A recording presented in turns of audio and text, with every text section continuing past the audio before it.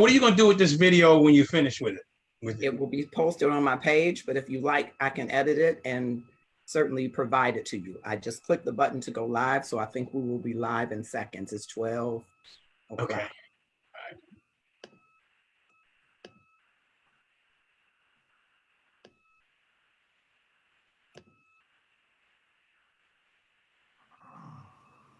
155 years ago today, a group of enslaved people in Galveston, Texas, finally learned that they were free from the institution of slavery. This was almost 2.5 years after President Abraham Lincoln signed the Emancipation Proclamation. The Civil War was still going on, and when it ended, Union Major General Gordon Granger traveled to Texas to issue an order stating that all enslaved people were free, establishing a new relationship between former masters and slaves as employers and hired labor. What does Juneteenth and freedom mean today? And is it a celebration, a call to action, or both? I am Marcus Holmes, and hello from wherever you are to wherever you are. I am in sunny Detroit, that is 84 degrees right now. And so as you're coming in, whether you are on LinkedIn Live or you are sharing this, drop in the comments where you are and what the weather is there. I was just telling our wonderful panel of guests, who you will hear from momentarily, that their accomplishments are so voluminous that they could fill up the pages of the Old Testament. I am so honored in an inaugural LinkedIn Live for me that I got some heavyweight folks to come and share with you. And so I'm gonna just pull snippets from their background, but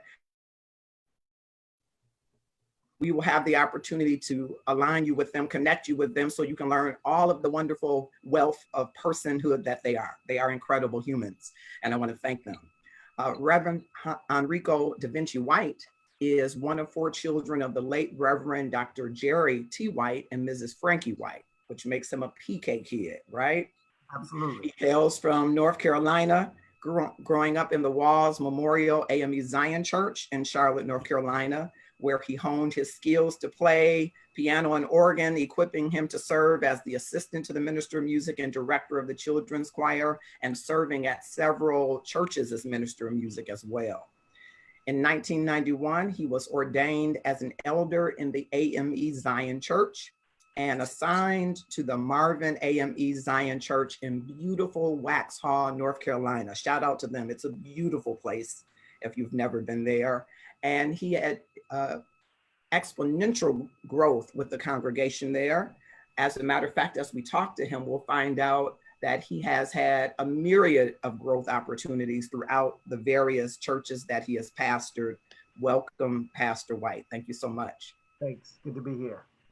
Race relations expert and leading author, Dr. Derek L. Campbell, has seen the process for improving race relations between teachers and students fail over the decades. Is it the students? Is it the teachers? Is it leadership? Is it the parents? Or is there a different story?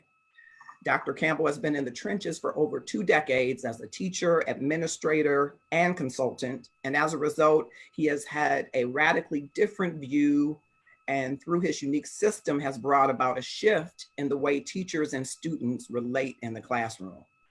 Dr. Campbell is sometimes referred to as the racism exterminator for his ability to successfully transform the racism perceptions that students have regarding their teachers. He is the author of the book. I was grappling, Dr. Campbell, with which of many books and products you have, but I will say he is the author of the book, Promoting Positive Racial Teacher-Student Classroom Relationships. He's had successes in a number of regions, school districts, counties, including Burlington City Schools, Camden County Technical High School, the Woodston, Pillsgrove Regional District, and more. He holds a doctorate degree in educational leadership from Rowan University. He's authored, as I stated, several books in the area of improving race relations among teachers and students, as well as enhancing marriages. Thank you for joining us, Dr. Campbell. Thank you. and then nationally known career and diversity inclusion expert.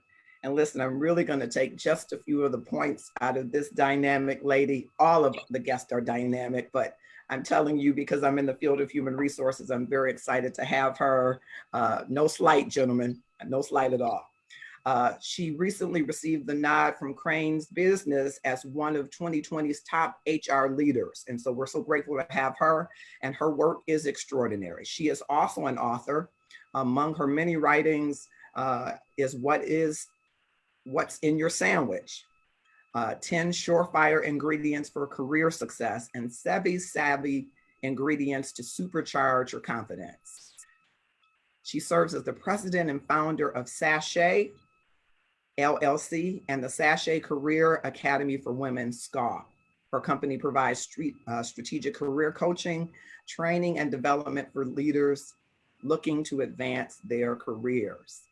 I can tell you she has an extensive list of clients, from Detroit Area Agency on Aging to Mercedes-Benz, from Henry Ford Health Systems to ITT Technical Institute, and every company just about in between. And many, many awards and accolades, many great initiatives that she's done, including increasing diverse talent pools for major healthcare companies by 38% by carrying out a year-long strategic workforce plan. Welcome, Joycelyn Giangrande. Thank you so much, all of you, for being here. We may have one person that may have joined us as I was going through these illustrious, I'm telling you, these illustrious introductions. Welcome. Thank you for having us. Thank you. Thank you for being here. And so I think I will start with you, Pastor White.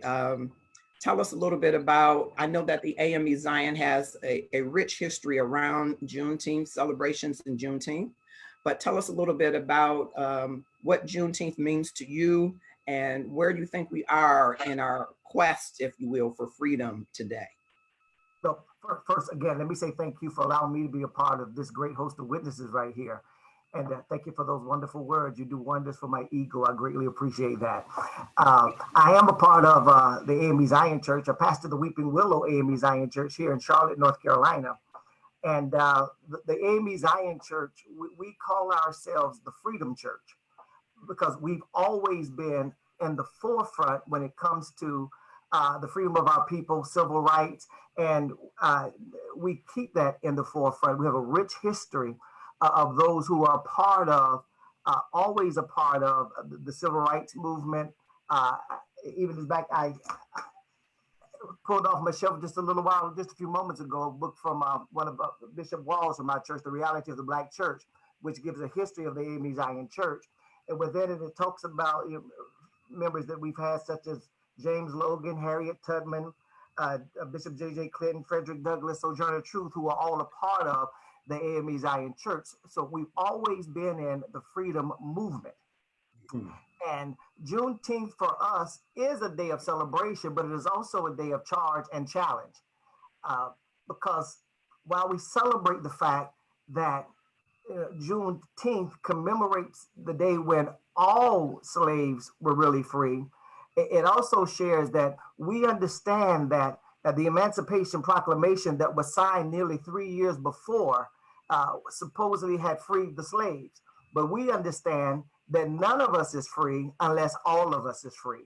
So Juneteenth is the day that we celebrate and remember that that's the day that acknowledges that last part of us that didn't know. They had that knee of ignorance on our necks to keep us enslaved. Thank you for that. And I will go to Dr. Derek Campbell to get your opening thoughts on race relations, which you've done a lion's share of work in this area, particularly in the educational area. Juneteenth, we heard Pastor White talk about it was 2.5 years, almost 3 years after the Emancipation Proclamation. Now, some rumor, Pastor White, that was an agreement between the two sides to make sure that another harvest happened. So they wanted to be able to get another year's labor out of the people who were enslaved. That's, one of the theories behind the lag time between. Of course, some say because Texas was somewhat remote from the fighting, remote from the action, that it took longer to get the message there. But today, Dr. Campbell, where are we in our Juneteenth celebration? Do we have something to celebrate around freedom? And if we do, what should we be celebrating? And what might our call to action be given our current racial equity climate? Well, first of all, I'd like to thank you, Mr. Holmes, for that great introduction. When I go places, I'm gonna call you and let you be the person that introduced me. I'll send the videotape.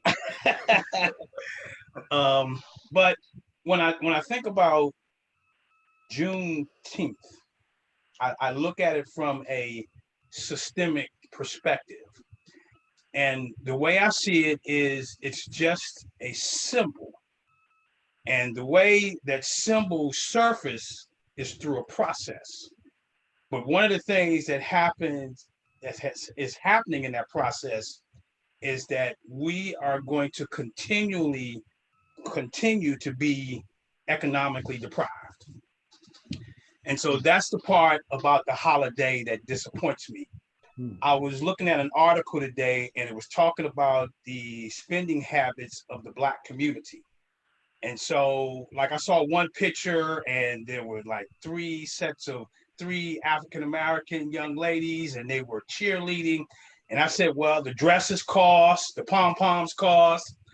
And I said, well, why can't we celebrate? We can celebrate, but how come we can't take some of that money and invest it in property as a group, or invested in stock as a group? And so when you look at how people spend on a holiday, because most people go out and they'll buy a car today, they will look at houses today, they will go out and buy food for a barbecue. I think we're sending our younger generation the wrong message. And I think that as we move forward, we have to use different types of technology, and technology doesn't exactly have to be electronic or electric. It's just a different way of doing things. We have to use and teach them to use different technology so that they don't continue this economic racial gap. And that's what really bothers me about this holiday. Yeah, I want to double back to Pastor White. What I didn't mention again, forgive me, there are so many facets to all of you. And welcome, Latoya Henry. I will jump back to get a little bit of your bio. Thank you for joining us. But Pastor White is also a realtor. So I was going to ask him about, economic empowerment and whether or not it makes sense to start to build consortiums of realtors, consortiums of businesses, so that we teach our young people particularly about how to empower themselves economically so that our voice begins to matter. If that would be something that we should be embedding in educational efforts as strategies very early on. What do you think about that, Pastor White? Without a question. I was involved in real estate some years ago. And when I started pastoring in New York, I let my license in North Carolina lapse. And for the last 10 years, I had not been involved in real estate. Just recently, within the last year, I got licensed again here in North Carolina. And my main purpose of getting a real estate license really was to empower our people to own the American dream and not just be renters of the dream, because it is actually ownership and economics that really brings about the power, because things in this country don't change unless money changes minds. And I wanted to make sure that I mentioned that in the number of churches that you have pastored, of course, in the AME Zion Church, you get moved around based on the bishop, based on assignments, but just about every church that you've gone to, you've grown it exponentially and paid off its debt. And so I think there is a wealth of information in that to teach people how to be great stewards of economic resources when they get them. Because one of the things I don't think that we've taught our young people is that they are free to the extent to make better choices. Even though there are the impacts of drugs in neighborhoods and gangs in neighborhoods and poverty, and there's still too many children who aren't getting the nutrition that they need daily, there are ways that we can change the structure so that we get to them the resources that they will need to make better choices, because it will be about the choices that they make. As you and I know, it's the choices that we made 20 years ago that help to get us wherever we might be today. I'm going to go to Joycelyn Giangrande. Again, I'm so honored to have you. You've done over 25 years in the diversity and inclusion space. So I wanted to hear your thoughts about the Juneteenth celebration. You know, Nike was probably the first to come out and make it a holiday at their company, giving everybody time off. Then Quicken Loans came out, Dan Gilbert, and gave his 30,000 employees the day off. And a number of organizations have followed. Some say, Joycelyn, that this might be an example of performative allyship, that companies are just stepping forward to make nice so that their conscious capitalistic efforts are not derailed. From an employer standpoint, what do you say to companies about Juneteenth celebrations and the day off? And what are your thoughts about where we are in freedom and equity? Wow, thank you for that wonderful question and introduction. And again, I want to also thank you for the invitation to allow me to be on a panel with such prestigious panelists. And you were very strategic in getting a well-rounded approach. We have the community from the church perspective, so important in our community, from the educational perspective, and then you asked for my corporate perspective as well. Juneteenth, I think it's really important, particularly when you're looking at employers. And let me just kind of put it into context. Juneteenth is actually the longest running African-American holiday, the longest running African-American holiday.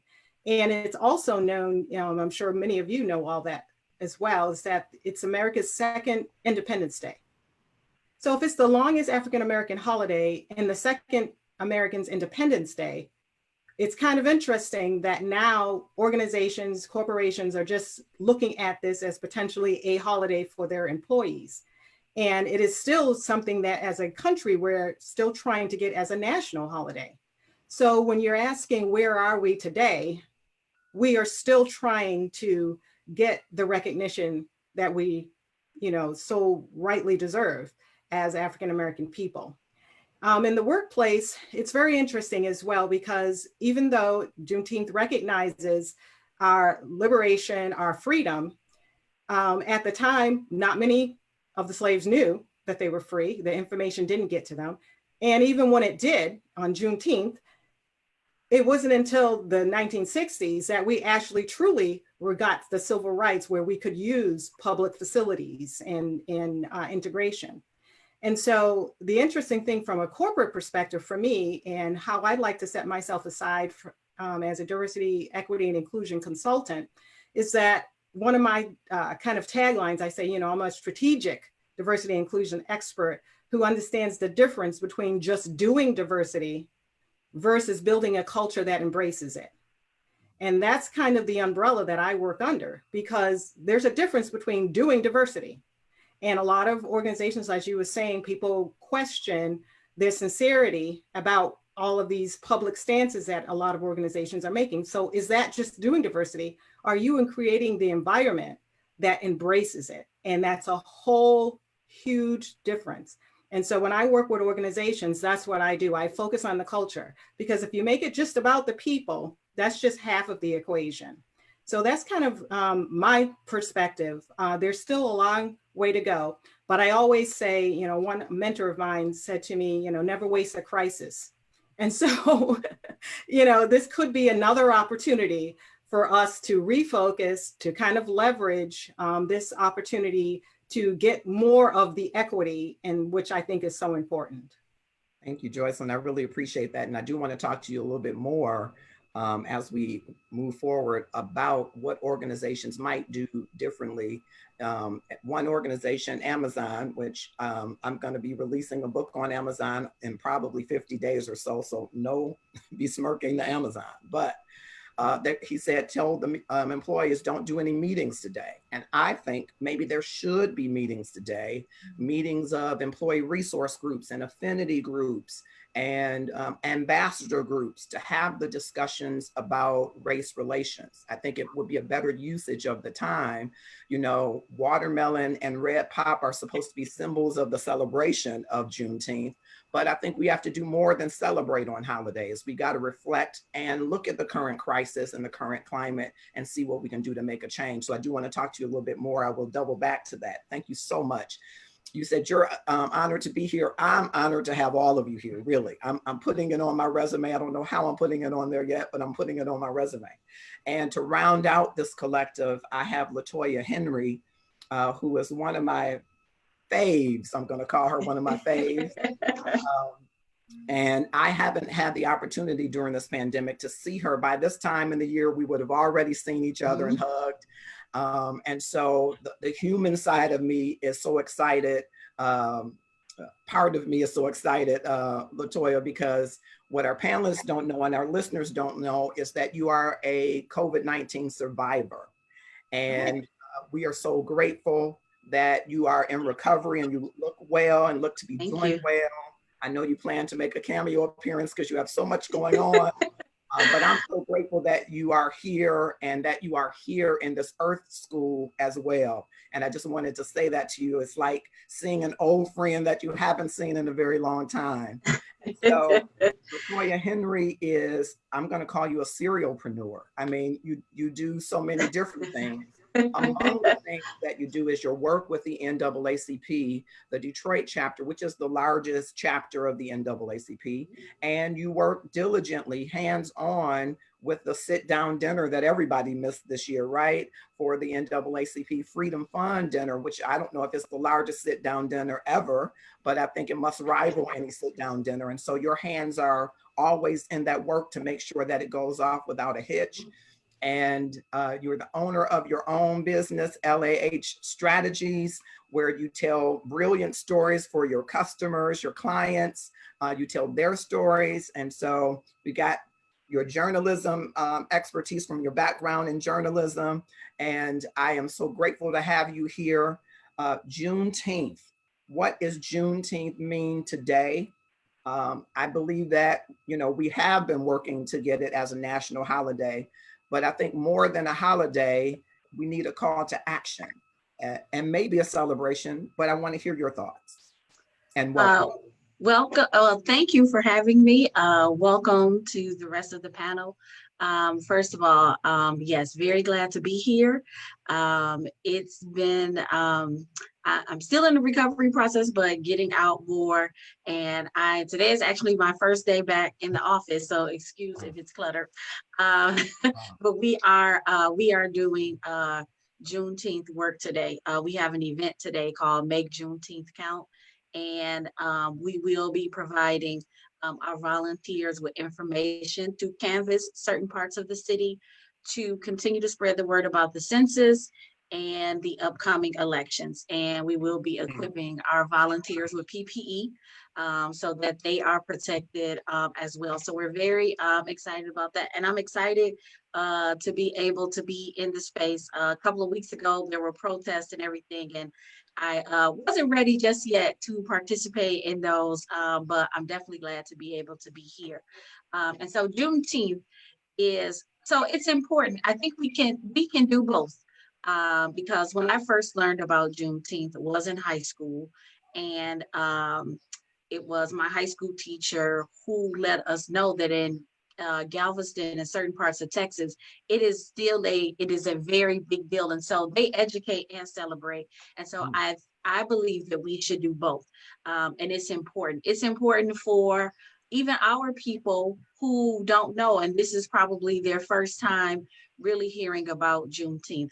So we just have to make sure that we continue to take ownership and that we work hard for it not to be whitewashed, for there not to be, and no offense to JCPenney, but a JCPenney Juneteenth linen sale.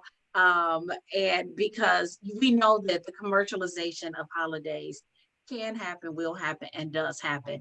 And so each year that I've been involved with the NAACP, we've always tried to do something educational, want to connect our young people because we realize not everybody may know about it. And then how can you make it? And I believe this is what's been mentioned here on this Zoom call, this panel, make things actionable items because what does it mean? We are talking about 2 years after the almost 2.5 years, when you think about it, the Emancipation Proclamation was signed, that as far as we know, the last slaves found out that they were indeed free.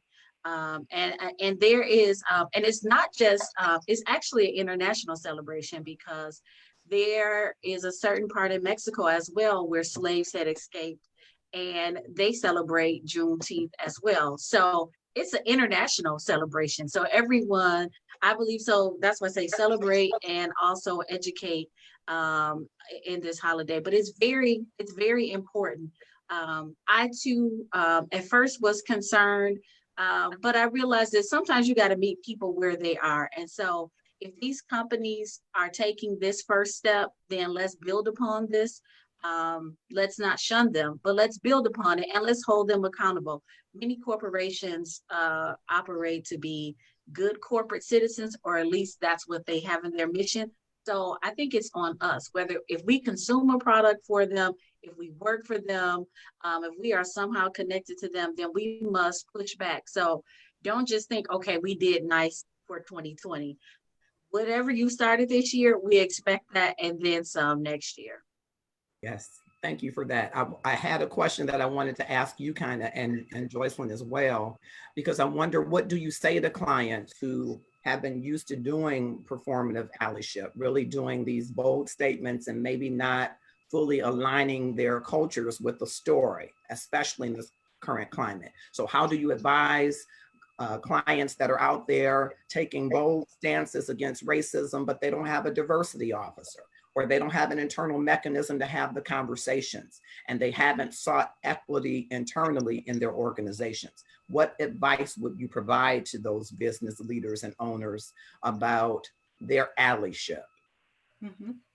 Well, one of the things that I have done is just to hold up a mirror and have them look in it. Because it's interesting, when you're a consultant, you're external to the organization. And so I always do some research before I work with a potential client. And what they say externally on their websites, their mission, vision, and values around diversity and inclusion, their diversity statements, their diversity definitions. A lot of times when I read that back to them, a lot of them have heard that just for the first time. In fact, they had no idea what they were saying externally. The marketing and communications department understood that. So, and then when you try to marry what they say externally versus what is actually being said internally, that's the wake up call. Mm-hmm. And so if you can get them to that point where they can feel open enough and courageous enough to look at the, difference between what is saying externally versus what their people are saying internally, that's where you can close that gap. And so that's what I work towards. You also have to build a relationship with companies and build that trust and understanding that they can trust that you are going to help drive them in a direction that's going to help them with that inclusion. And the way I do that is not just to say that diversity and inclusion is the nice thing to do. It should be a core business strategy, because at the end of the day, they are a business. They need to make money. They need to grow. They have to find the right talent. They have to be productive. They have to be innovative. And if you can connect those dots and use the language that they're saying that they use in terms of business strategies, I think the ears open. Where you just make it a nice thing to do, we're going to celebrate cultures or ethnicities, and we're just going to make sure that we hire diverse candidates. It's very thin. They can't see the clear line of sight, how that's going to help them long term. And so when I connect those dots, then they're much more open, to close the gap between that external face versus their internal climate. Got it. Yes. And So sometimes they have to take a step back, because in this day and age with information, uh, your audience will be quick to call you out, or sometimes your internal audience, which are your employees, will find it interesting. You're making this public statement, but it's not reflected in your business.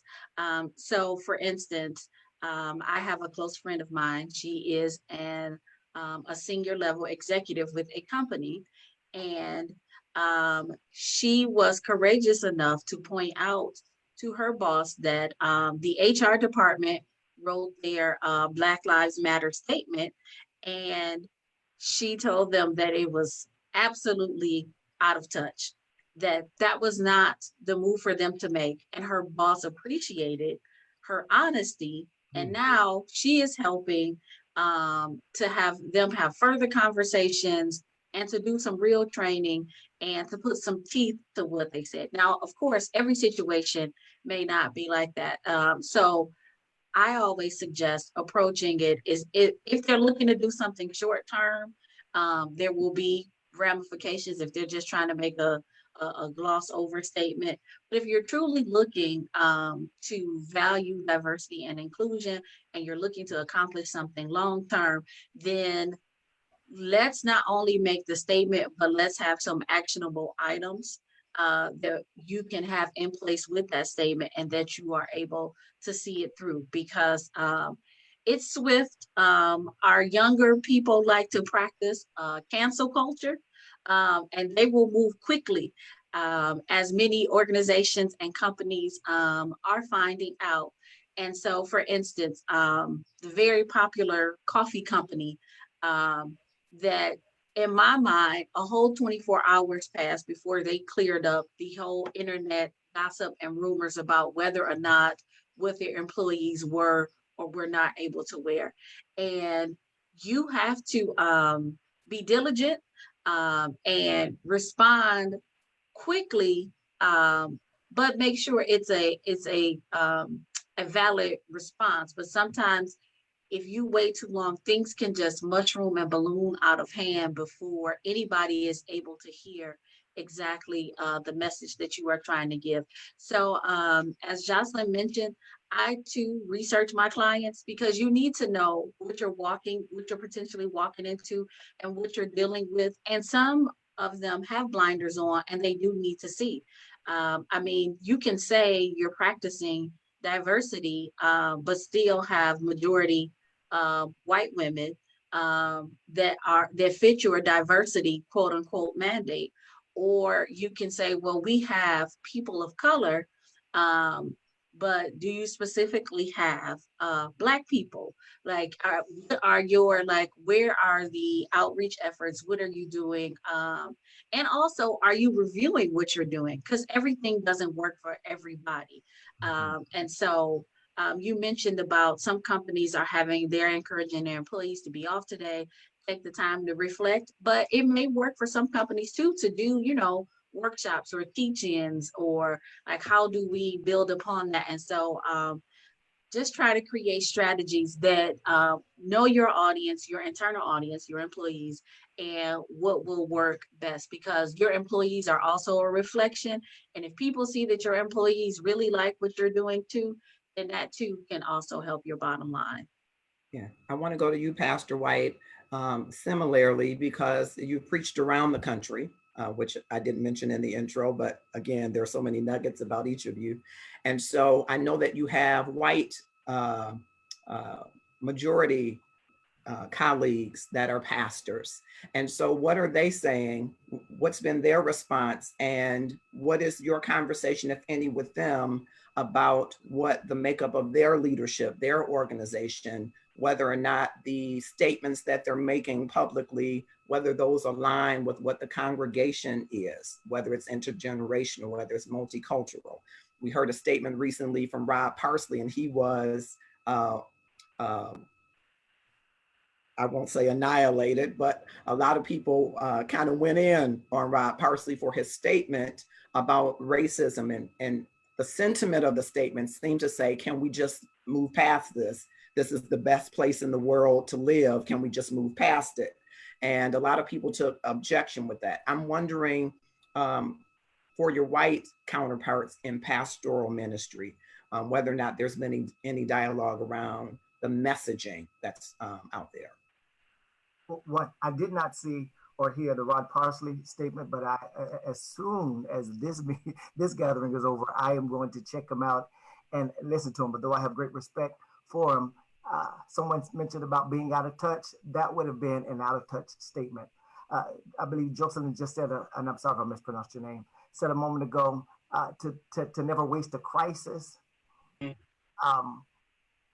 I think Paul put it this way: all things work together for the good. So even in the midst of a crisis, things will work out, can work out for the good. It just really depends on what we do with that crisis and what we do to move beyond that crisis. It's interesting that here in the city of Charlotte, Greg Brown, who is an Episcopal priest here in the city, several months ago started attending our men's fellowship when we were still physically meeting on Mondays. One of our members as a county commissioner had befriended Father Brown, and he had started coming. Well, since then, pandemic transpired. Since then, George Floyd has taken place, and he in turn has invited some of the men of his congregation, white men, who've joined us by way of Zoom on our Monday night gatherings. And just to hear, as I believe that this crisis pandemic has made others aware of that which we've known all of our lives. But now that they're forced to have that stay-at-home opportunity and do nothing but see what's going on, anyone who has any humanity, or you have to absolutely be inhumane to not feel the pain of a George Floyd. And to hear my colleagues, my white counterparts, to share and to see some of the things that they're sharing, and some who are a couple of who've been on are CEOs of major corporations here in Charlotte, to hear them say what has taken place can't take place any longer. To hear them say that we've been in error, we've made false and inaccurate statements based on our own experiences. But now that we see it from another perspective, from experiences that we now see, the Buffalo, the 75-year-old white man in Buffalo, they see, wow, is this what's been going on? Have we had blinders on all of this time? So I'm starting to see some of my white colleagues to really get it and to take an active part. As a matter of fact, Greg Brown and I talking about when we're able to bring the congregations together, our men's fellowships together, to say, what can we do to move beyond verbiage? What can we do to move beyond these wonderful photo op moments to say we're together? What are we really going to do to bring an end to systemic racism, and particularly here in the Charlotte, Mecklenburg, North Carolina area, but then to let that grow and blossom, hopefully throughout the community and the world. Yes, I think that is awesome. I think we do have to move beyond the verbiage, and I'm so glad to hear that there are partnerships happening in your area doing that very thing. Dr. Campbell, I want you to jump in here because I would imagine, and Latoya also works with young people as well. She is the chairperson for NAACP with the work for young people, doing an outstanding job. But I would imagine that you will see glaring inequities in education. And what is the discussion with those that are in leadership relative to those inequities and the messaging around what we're going to do now? You know, there seemed to be a whole push nationally away from really quality education, from a system-based quality education. To me, it seemed that was the push. But are you hearing any shift in messaging from your counterparts that might be on the other side? Well, I haven't heard anything in particular, but as I was listening to the other speakers, I was thinking that this Juneteenth effort will probably dissipate within the educational realm. And the reason I say that is because you have to remember that this holiday is at the end of the year. And normally either schools have closed or they're going to half days. And so the emphasis for this holiday in the educational system is going to probably dissipate. But I do have some recommendations. When I was listening to Jocelyn, and she talked about the corporation involvement, it would be nice if they could contribute monies to teach young people economical empowerment. You know, one of the things that a lot of school districts that don't have the majority of children of color, they will put the holidays on the calendar. For example, Three Kings. If you have a school district that has majority Hispanic children, they put that holiday on the calendar. And so one of the things that can happen is school districts can put the holiday on the calendar, and then also have a unit plan on this holiday, so that this is something that continues to regurgitate or to continue to transform our young people, and it becomes important to them. But like I said before, the holiday is at the end of the school year. Most schools are going to be either closed or closing. If they're closing, this week they normally go to half a days. And so I think eventually this will become a non-holiday, because we're not going to be able to use the educational system to transform it into our next generation. I think that's the problem.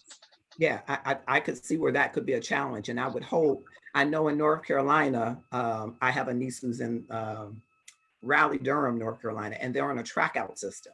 So they go year round.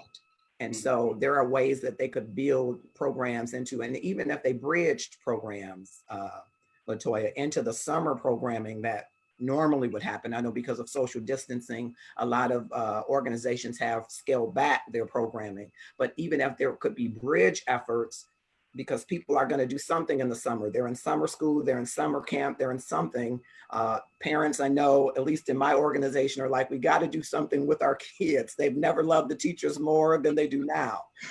So, and not only that, I'm sorry, Marcus, but as the previous gentleman just said, Dr. Campbell, it can be an added unit that can be taught earlier in the year. There just has to be, again, those coming to join together to speak to those at their Board of Education about the curriculum standards and what is being taught. I know that here at the Detroit Public Schools Community District, there's a gentleman by the name of Ken Coleman, and he has spoken at length to the superintendent, Dr. Vitti, about more ways to incorporate not only just Detroit local history, but add back some more elements of African American history.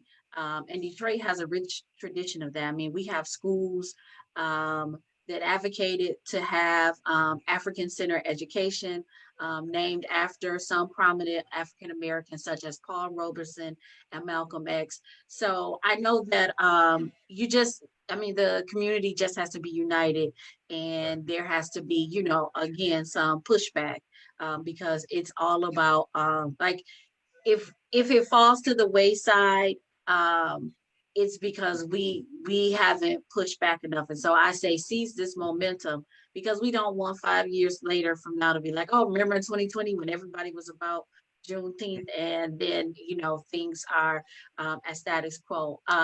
I just want to say, because I'm sorry I have to run, and thank you all for allowing me to participate. Great conversation. And I would love to do it some more any other time. So just let me know. But thank you guys. I truly appreciate it. yes, and health and wellness too. So great. Thank you. Thank you. Thank you. As I pivot, I want to read a comment from Candace Owens, and I'd like Joycelyn to get your reaction first and everybody else's reaction as well. She is coined as a political activist, and this is a tweet that she made recently, about 24 hours ago. She says, "Attention CEOs and business owners. please grow a spine. Stop issuing public apologies, stepping down from your boards, and posting Black squares. Stop allowing the radicals in your companies to extort your brand. Everyone needs to stop playing by the left's rules. Joycelyn, hearing that, what do you think? Hearing that comment from Candace on, we know that she is a provocateur right now and seems to really be aligned, interestingly, perfectly aligned with the current president. But what do you think about this message that she has to CEOs? What's wrong, if anything, with this message? Well, first of all, let me put my hair back down because that made my hair stand up. But the grow hair on that one. That really did. Woo, I bristled when you read that. But well, whew, the truth of the thing, I mean, it's a sad time, I think, sometimes when you look at the current presidential administration, but it is also an opportune time.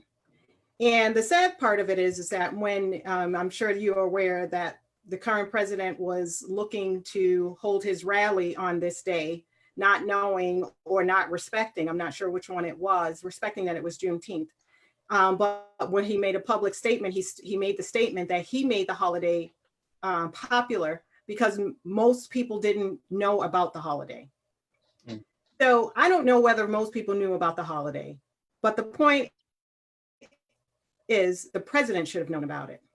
And so when you take that into consideration, it kind of sets the tone for the country because he's the ultimate leader of the country.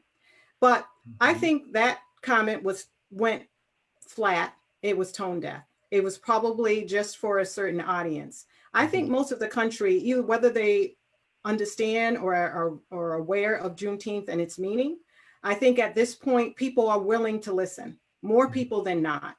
And I agree with Latoya before she sounded off, was the fact that we need to seize this opportunity and we need to keep it front of mind.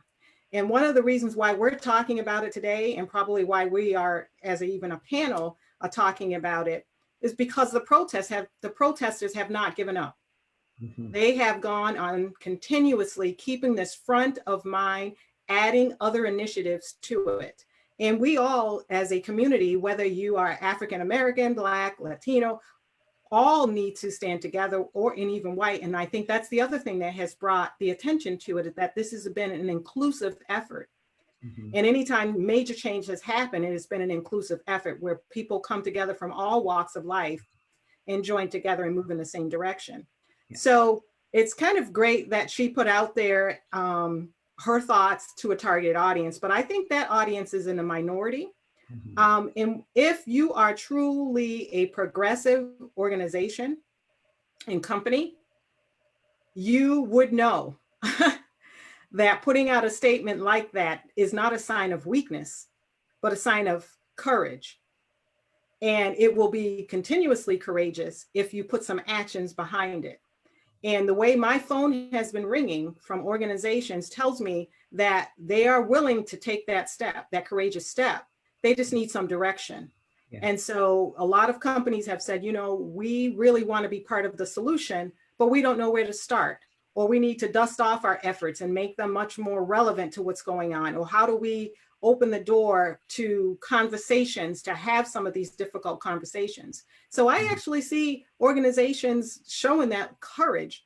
They may not know exactly the right step to take. And I think we need to allow them to maybe have some mishaps if they're willing to listen, so that they can kind of streamline it a little bit more effectively. But I think her comment was tone deaf.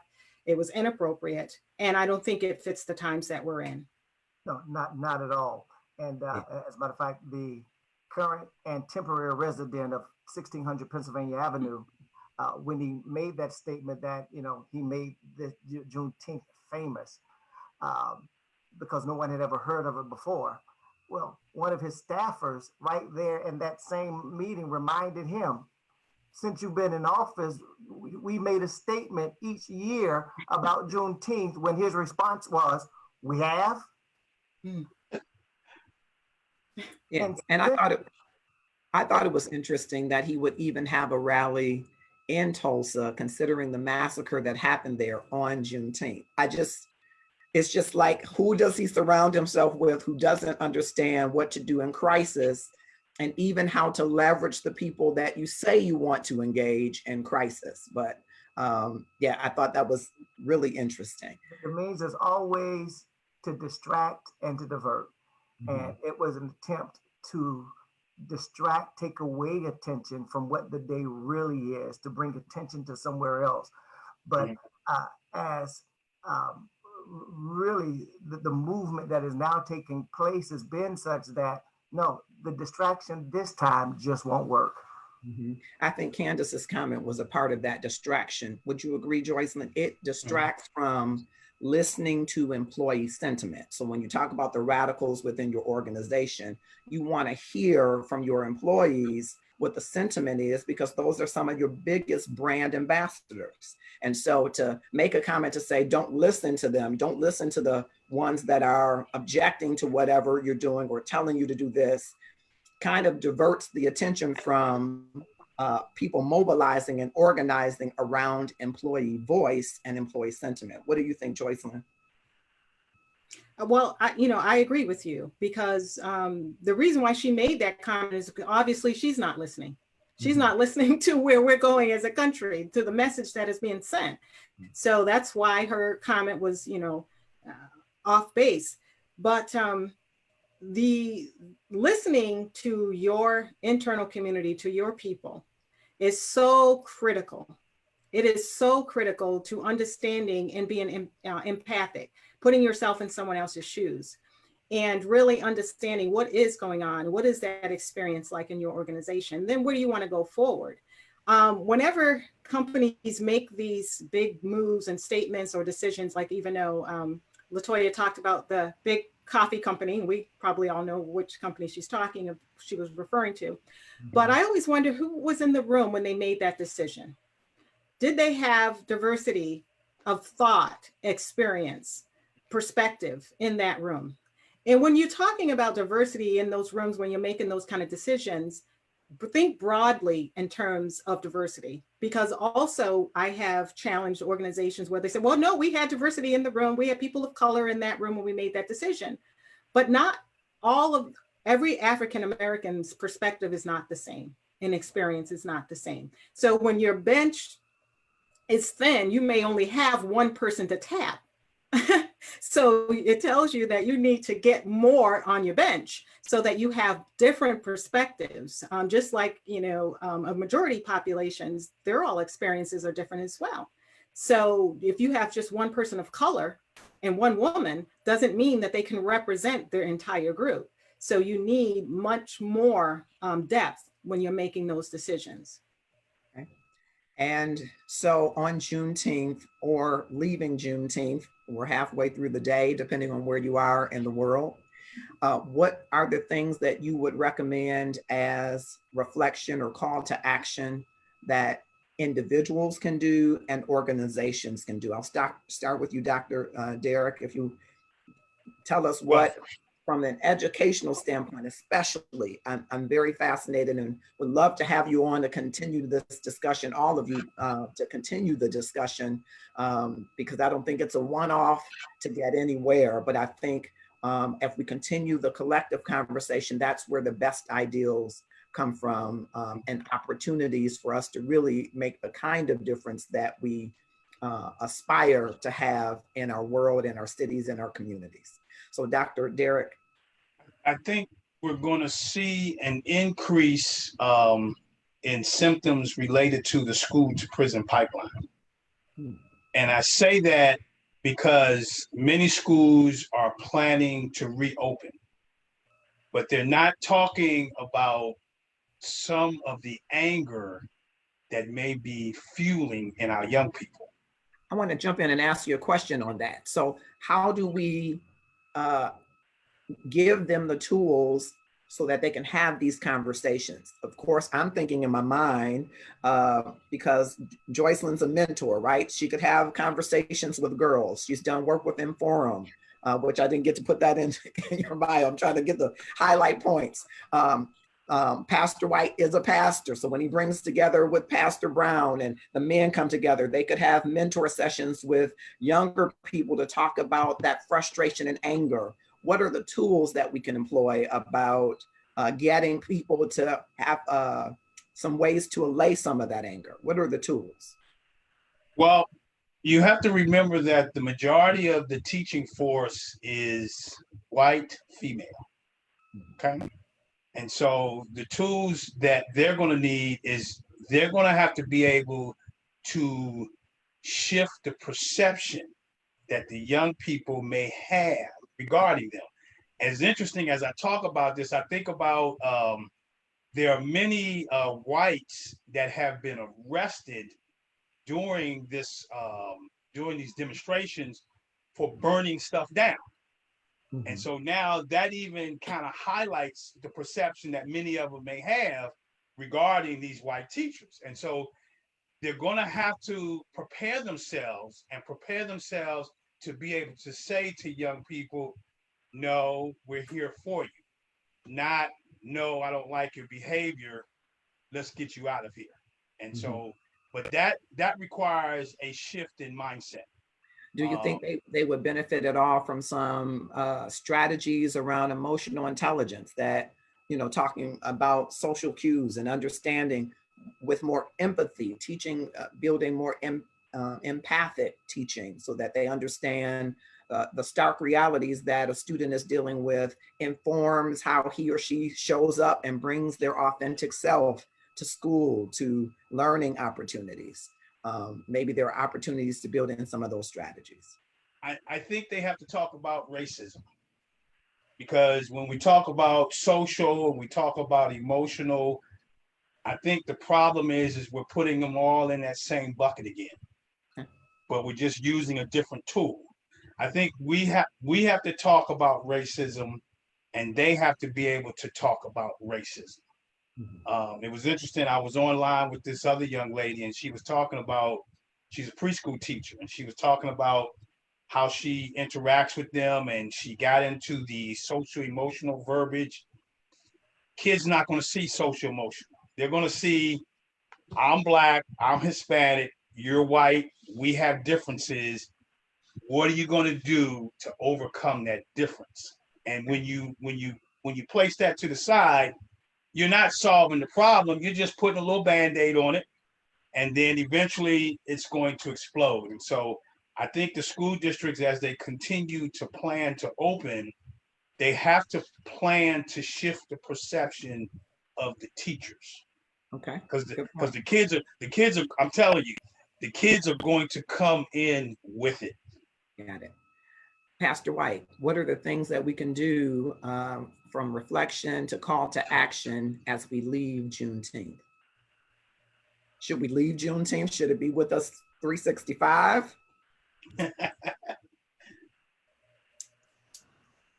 When we forget the lessons of history, history is then doomed to repeat itself. And if we forget what Juneteenth is and why we celebrate it, we'll find ourselves going right back down a slippery slope. And what happens then is we forget. We forget. And when we forget, or when we pretend we don't remember, we don't even share with the next generation that which we've been through to help them to really understand how they got to where they now are. There was a gentleman of my former congregation in Waxhaw who was, as the protest had just started several weeks ago over the George Floyd murder, that there was some young people rioting and just destroying things here in the city of Charlotte. And one of my older members was sharing, young man, that really isn't the way to make the difference. I know your frustration, I know your anger, but destroying isn't the way. And the young man's response was, "Oh man, we don't want to hear that Martin Luther King stuff." Well, if you really knew even the history of Martin Luther King and the things that he said and shared, you would understand more so that Martin Luther King wasn't just about the demonstration, but what impact follows the demonstration. For him, for example, the Montgomery boy boycott was not just about demonstrating, but when it hurt their pockets, when it hurt their economy, that's when a change took place. So yeah, we've got to reflect, we've got to educate, we've got to remember, but then we've got to execute a plan that plan can continue on. Even as we speak now, I'm so proud of the young people right now in the city of Charlotte. As we speak right now, there's a youth movement in Marshall Park in Uptown Charlotte that the youth themselves have put together to demonstrate and to remember Juneteenth. And as some have gathered, others by way of social media are telling others, get down here. And they're doing their part to help make a difference. We as the church have to do our part to be sure that we educate, to remind all, this is how we got here, but now we're depending on you to take this mantle and take us to the next level. Thank you, sir. Joycelyn? Well, I think Juneteenth should stay with us. And I think it's part of our responsibility to make sure it does. I think of a saying that another mentor shared with me at one point, was saying to make sure that you act as a member and not a guest. And I think in our country, it applies too for African Americans, people of color, that we have to act as Americans with all of the rights and liberties and freedom that comes with it. We may not feel that we have it, but we have to act like it. And so if your workplace doesn't celebrate Juneteenth and it doesn't make it a holiday, or they don't have a celebration or a discussion around it, bring it up. Take the day off if you think that that's the best way to observe it. I mean, I would see people in the organization saying, you know, if they had a religious holiday or observance that the organization didn't recognize, they would say, I'm off on that day because of. So you keep it front of mind. The other thing is that I would also say a call to action would be to keep this inclusive. This is not an African American holiday. This is not a Black holiday. This is an American holiday. And if the more we keep it inclusive, the more people feel that this is about us as a country. What do we stand for? How do we make sure that everyone is treated equally and fairly? And so this has to be an inclusive effort. And I think we need to open the doors, keep that going, just like the protests have been very inclusive. That's what gotten all the attention. Any major change, I said this before, has been very inclusive. And we need to keep that. And I remember when Martin Luther King Day, when there was a fight to make that a national holiday. That's not an African American holiday. That's not a Black holiday. That is an American holiday that people of all walks of life appreciate, they enjoy, they celebrate, they talk about, they quote Dr. King from all walks of life. And I think Juneteenth needs to be that way, but we may have to make sure that it does. Yes. Well, we're close, or we're at 102, and I want to share this about Opal Lee. I don't know if you're familiar with her. She's a 93-year-old historian from Texas. She and her family lived in a predominantly white neighborhood in Fort Worth, and when she was 12 years old, her family home was set to fire and vandalized. And so she went on in her life to be a teacher, an activist, and eventually in 2016, at the age of 89, she decided to walk from her home in Fort Worth to Washington, D.C. This was a part of her effort to ensure that Juneteenth became a national holiday. It's stated that she traveled 2.5 miles each day to symbolize the 2.5 years that Black Texans waited before they were notified of the Emancipation Proclamation. And so here are the words that she says are her vision for a national recognition and a celebration that will help move us beyond just celebration, but as you said, Joycelyn, for it to live with us to keep going forward. We have simply got to make people aware that none of us are free until we're all free, and we aren't free yet. There are so many disparities. You know, we need some decent education and some decent jobs that pay money, and we need healthcare and all kinds of things. And if people would just get together and address these disparities, we'd be well on our way to being the greatest country in the world. I think that's some sage advice from 93-year-old Opal Lee. And I think it's something that we could all incorporate in allowing Juneteenth to live through us. Even if it's at the end of the school holiday, Dr. Campbell, we can make it live through us by coming together, addressing the disparities, ensuring that people have access to the things that they need.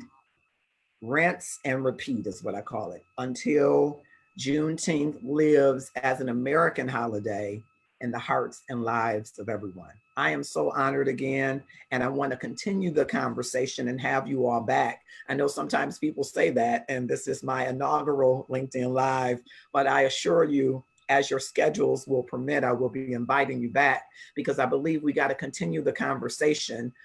It's a lot of conversation to cover, right? From the ecumenical status to the educational institutions, to the civic organizations, to employers. There is so much overlap and interplay, if you will, to get to a place where we can mobilize, strategize, and activate initiatives and programs that are really going to rid our system of the inequities that currently are there.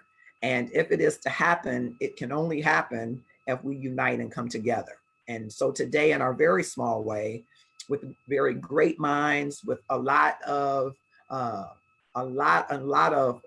commendations, I appreciate your input, and I hope that you will come back at the invite to share more in this discussion and conversation. Just quickly, I'm going to go around. Where can we stay connected with you? Joycelyn, how can we stay connected with you? We can connect with you on LinkedIn, and where else?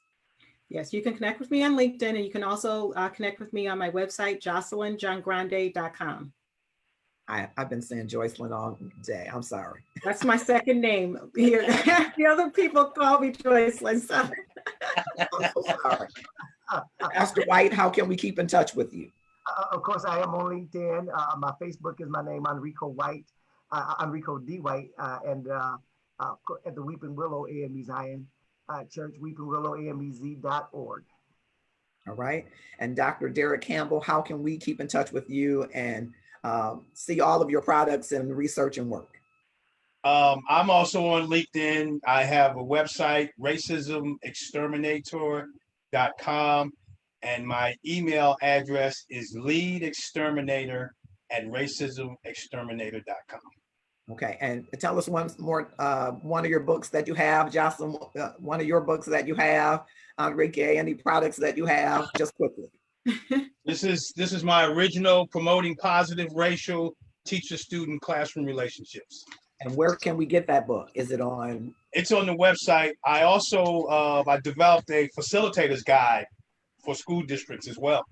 Yeah, I saw you had a litany of products. I'm sorry that in an hour I couldn't get to all of that, but we're going to have you together again, because in my thinking, I don't want to be a person that just convenes people to talk. I really, HR Passions, which is one of my passions outside of my work with the city of Detroit, is really about connecting people with their passions. And so I'm very much about networking.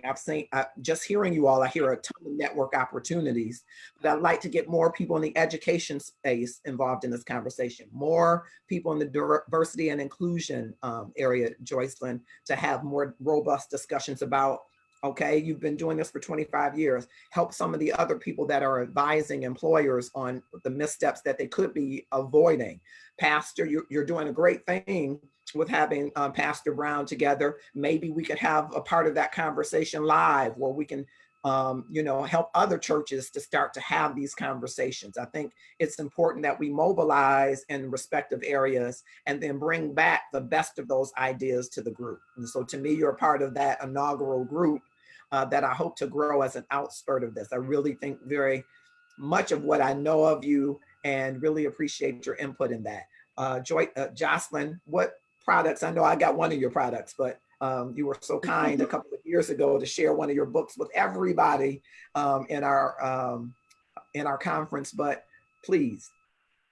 Yes. I have a series of career strategy books called What's in Your Sandwich. They are a series. So this one here is the What's in Your Sandwich, 10 Surefire Ingredients for Career Success. And it has a career strategy guide. And it's about putting the right ingredients in your career strategy. And then I have another one called What's in Your Sandwich, the 7 Savvy Ingredients to Supercharge Your Confidence. And so this is really about how do you build the confidence.